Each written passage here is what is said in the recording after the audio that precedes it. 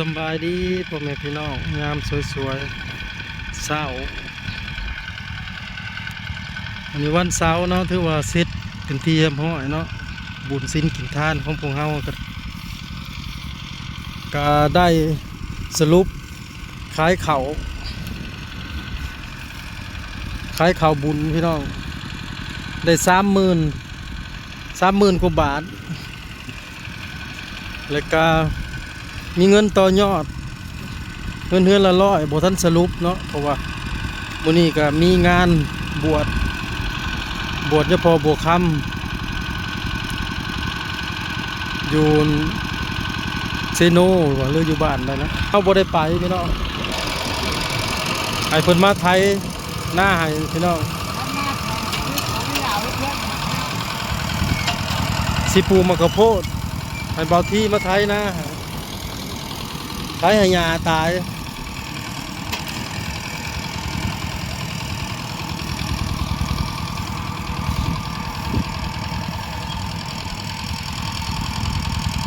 แม่ดีแท็กกับลูกสาวแล้วก็ป้าดำไปตักเอาพุ่นขี่หมูอยู่เฮือนลุงกับป้า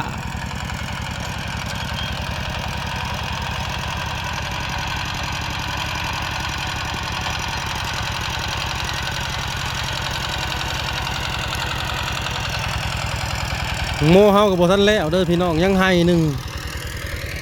2ให้พอแล้วแต่ว่าเฮาสิอ้อมรู้เอาไว้ซะก่อนอ้อมหัวไฟเฮากำลังซักลักอ้อมแล้วก็เสียวสายไฟลงแล้วเอาพุ่นมาลงเนาะเตรียมทรงพุ่นทรงปุ้ยแล้วก็สิเนบค่าคุมเลยปีนี้สิเนบค่าคุม1,000 กว่านึงเด้อพี่น้อง1,400 1,500นี่แหละปลูกบริลาย2 คนกับปอไก่น้อยยันน้ำบ่พอนะก็นี่สิคุดหน่อยอีก2ให้ก่อน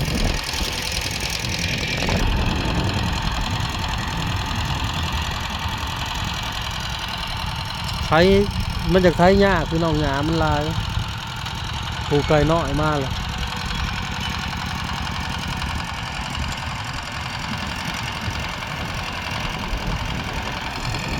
เขาสิหนึ่งสายมันพวกนะเขาขุดลักมาล่ะบ่ได้เฮ็ดบ่ได้เอาไม้มาเฮ็ดเด้อพี่น้องมีแต่เอาสายลวดเลยจักสิอยู่บ่อยู่ใส่ไฟเอาไฟช็อตมา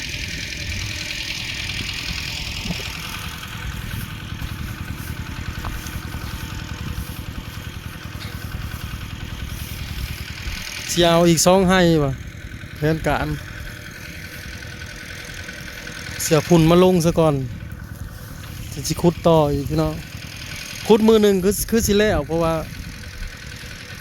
บ่ได้มีเวียกเลยเด้บัดนี้หมดแล้วบุญเฮ็ดทางเฮ็ดเวียกร่วมกับแล้วล่ะตั้งต่อเฮ็ดแล้วบัดนี่นะพี่น้องไฟเฮาสิเน่งออกมาแบบนี้แล้ว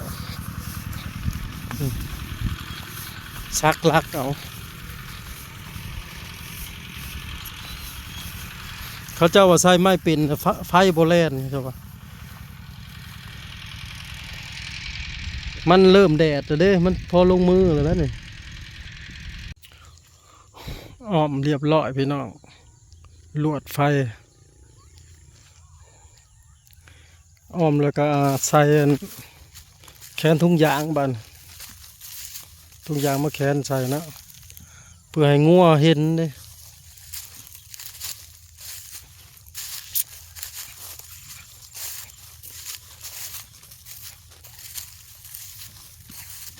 แขนทุกอย่างรอบเลยพี่น้องพวกคุดตืมอีกบางคุ้มบางโม่ก็ได้ยังบ่ทันเหาะจุดหมายผมก็ได้1,000เดียวพี่น้องอยากได้1,500เนาะ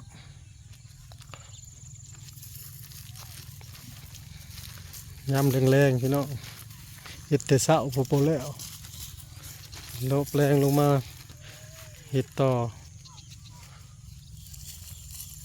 มืออื่นสิใส่พุ่นพี่น้องเอาพุ่นยายตามคุม แล้วก็สิเตรียมกะแล้วบัดนี้เน็บในแล้ว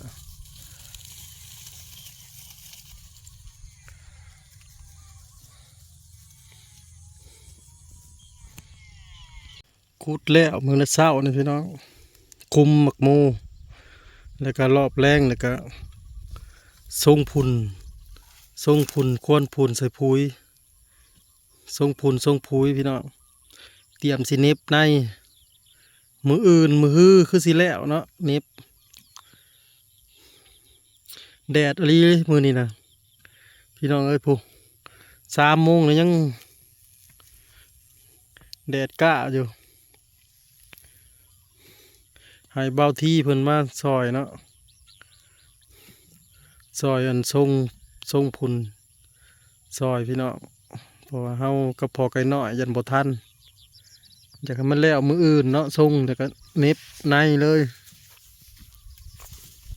ฝากเป็นแห้งเสียแห้งใจเด้อพ่อแม่พี่น้องสวนหมกโมพอดีแท็กก็พอไก่น้อย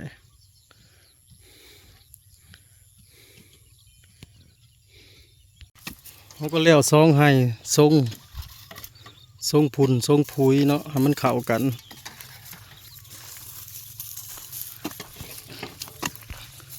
ให้เบาที่มาซอยมาเลยเพิ่นบ่มีงานสวัสดีพี่น้องเรื่องนี้กำลังว่างงานเลยไปหาเพิ่นแต่เฮิงเลยได้เพิ่นบ่ว่างว่าซั่นเพิ่นไปเฮ็ดให้เคยเฒ่าโอ้ยแดดอะไรนี่นะบัดแดดก็ได้ตะกี้บัดจมหาแดดบัดมันแดดมาเพิ่นยังเพราะว่าแดดโพดนี่จมคือเก่าคนขนาดนี่ว่าได้ก็บ่ดี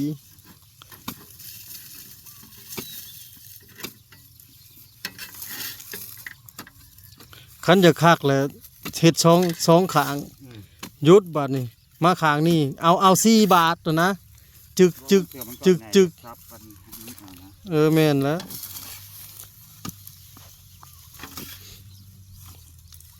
ให้เพิ่นมาซอยพี่น้องเพราะเฮ็ดก็พอไก่น้อยได้ปีนี้2 คน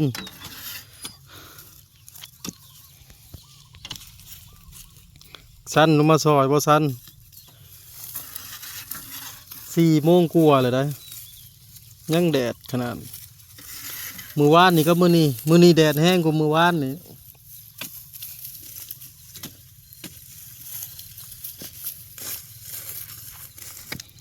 พุ่นน่ะได้2 สอบต่อให้ต่องาน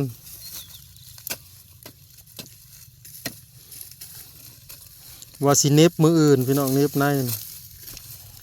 ฟังเบิ้งสิแล้วอยู่บ่มือแรงนี่สิใต้โคมบ่ใต้โคมทรงพุ่นใส่พุ้ยนี่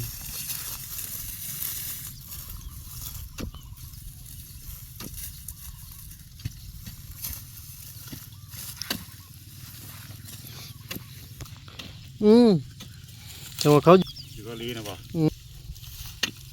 อยากลองอยู่ไปถึงได้แล้วมาไปแล้วนะคันเขาเจ้าหับเตรียมการธุรกิจก็พอไกลน้อยพี่น้องเป็นอะไรปีแล้วนี้ก็ถือว่าพอไปอยู่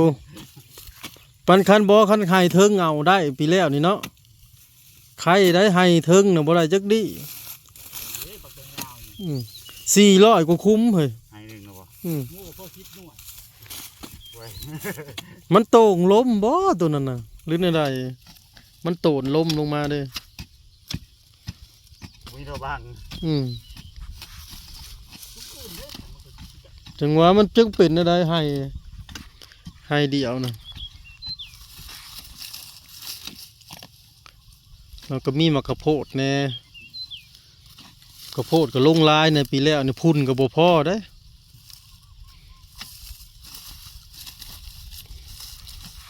ประมาณ1,000 ปลาย4,500จักสิฮอดหรือบ่ได้นับคุมมันพี่น้องมีแต่ว่านับให้หน้าโลด7ให้หน้านะ7 งาน7ให้ ซุมเฮาไล่นะให้ละ200คุมเพราะว่าตัวฮอดตัวกายแล้วก็มาบวกใส่กัน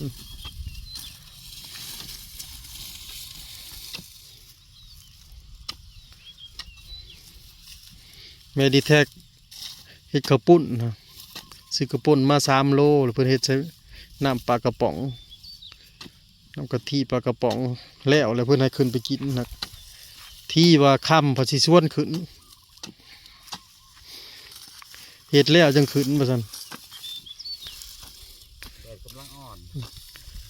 เก็บภาพไว้เพียงสำนี้พี่น้องขอบคุณทุกกำลังใจที่เข้ามาเบิ่งเนาะสู้